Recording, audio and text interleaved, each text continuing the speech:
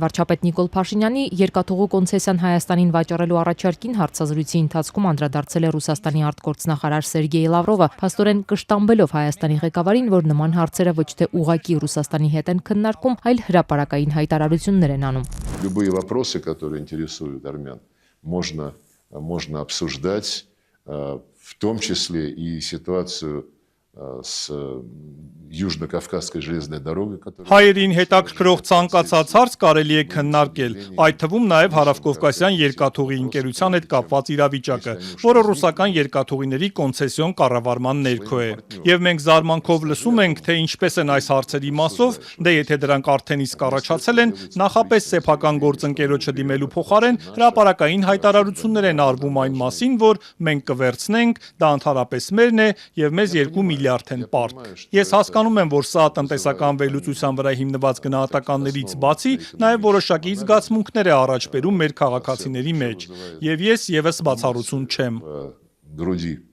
наших граждан, и я не исключение. Ուղղակի Ռուսաստանից գնի Ռազմավարական նշանակության ընկերությունը հետ վերցնելու եւ այլ երկրի փոխանցելու մասին Փաշինյանն առաջին անգամ խոսեց այս տարեսկզբին։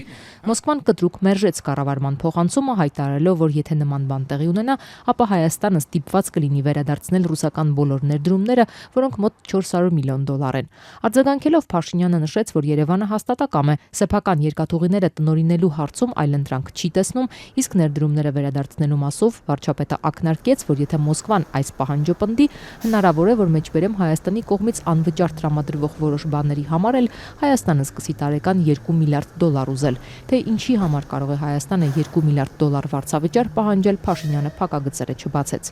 Ընդամենը մի քանի օր առաջ կրկին վարչապետ Փաշինյանը խորհրդարանում իր ելույթի ընթացքում դիմեց ռուս գործընկերներին երկաթուղու կառավարումը երրորդ երկրին հանձնելու խնդրանքով, նշելով, որ ներդրողները, բեռնափոխադրողները խուսափում են երազ ախուրիկ երկաթուղուց, քանի որ այն գտնվում է ռուսական երկաթուղու կառավարման ներքո։ Օգոստոսի սկզբին որպես երրորդ երկրի ամենահավանական թեկնածու նշվում էր Ղազախստանը։ Միջազգայնագետ ապրի Արմենիայի գիտաշխատող Սերգեյ Մելքոնյանն ասում է, մինչ Հայաստանը ռուսական կառավարման գործոնն է նշում որպես հնարավոր ապաշրջափակման խոչընդոտ, ավելի կարևոր հարց կա։ Նախքան ռուսական խոչընդոտի հարցը քննարկելը պետք է հասկանալ, իսկ Թուրքիան եւ Ադրբեջանը պատրաստ են Հայաստանի համար ապաշրջափակել ճանապարհները։ Որպեսզի մենք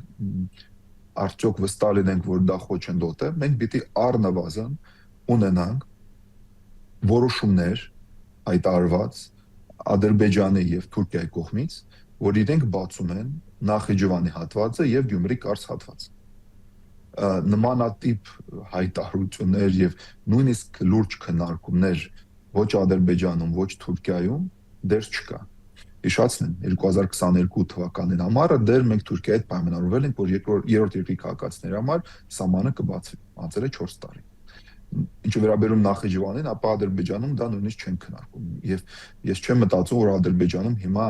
պատրաստ լինեն բացեն Նախիջևանի երկաթգծի հատված Հայաստանի համար, մինչև չկա տրիպը։ Այսինքն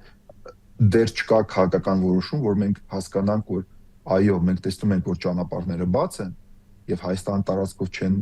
օգտվում, որովհետև Ռուսաստանի գործոնը ստեղ կա։ Թուրքիան իր տարածքում մինչև Նախիջևան հասնող այլ երկաթուղի է կառուցում։ Հայաստանում գոյություն ունեցող երազ ախուրիկ գծին զուգահեռ։ Հարց է առաջանում, ինչու է Թուրքիան կառուցում միլիարդներ արժեցող երկաթգիծ, եթե չի պատրաստվում շրջանցել Հայաստանի տարածքով անցնող երկաթգիծը եւ Ադրբեջանի ու Կենտրոնական Ասիայի հետ կապ հաստատել միայն մեղրիով անցնելիք փոքր հատվածով Թրամփի ուղով։ Կա երկու ճանապարհ, այս ճանապարհ համար 1, որը տրիպով կանցնի, կգնա Նախիջևանով եւ այս ճանապարհ արդեն կա։ Այո։ Հիմա Նախիջևանը մոդեռնիզացվում է եւ այս ճանապարհում, չգիտեմ, 3 ամիս է պետք, որ այս երկու հատվածները վերանորոգվի։ Միևնույն ժամանակ, ու այստեղ պետք են շատ չնչին գումարներ։ Միևնույն ժամանակ Թուրքիան կառուցում է այս երկաթգիծը, ծախսելով 2-ից 3 միլիարդ $, որը կտևի 3 տարի եւ չի ուզում օգտվի այս ճանապարհից, որը դե ֆակտո արդեն կա։ Շատ հավանական է սցենարը, որ մենք կլինենք որակապես նոր բլոկադայի մեջ։ Երբ որ բոլորը վստահ կլինեն, որ տարածաշրջանը արդեն բաց է, բոլոր ճանապարհները արդեն շարժվում են, բայց իրականում բաց է միակ տրիպը։ Եվ մնացած այլ ենթակառուցվածքները դեռ կիսաբաց են կամ փակ են։ Վերլուծաբանն ասում է, քանի դեռ չկա հստակ հայտարարություն եւ կոնկրետ գործողություններ, որ տարածաշրջանը նաեւ Հայաստանի համար է ապաշրջափակվում, թե որ երկիրը կլինի երկաթուղիների կոնցեսիոները մեծ նշանակություն չունի։ Լինի, չգիտեմ, Ռուսաստանի կոնցեսիան, լինի Ղազախստանի կոնցեսիան կամ Զիմբաբվեի կոնցեսիան։ Հիմա Ադրբեջանը նրանից Նախիջևանը չի բացի, կամ Թուրքիան Գյումրի կարծը չի բացի, կամ Թուրքիան չի նախընտրել օգտվել կարծ Գյումրի, Երևան, հետո Նախիջևան, Թրիպ, Ղարաբաղ, Ադրբեջան, չէ՞։ Թուրքիան ծախսում է միլիարդ դոլարներ, որպեսզի ունենա կարծ Նախիջևան։ Շատ հստակ պարզ նպատակով, որպեսզի չօգտվի Հայաստանի Հանրապետության տարածքով եւ շրջանցի Իրանին։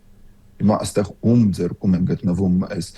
մեր երկաթգծերը, էականորեն նշանակություն չունի, որովհետև ելեմ ասում, նախագծերը իրենք տնտեսական չեն, այլ աշխարհաքաղաքական։ Հետևաբար, եթե Թուրքիան իսկապես ցանկանար ունենալ ավելի կարճ կապ Ադրբեջանի հետ, ապա իրենք վաղուց սահմանները բացել են։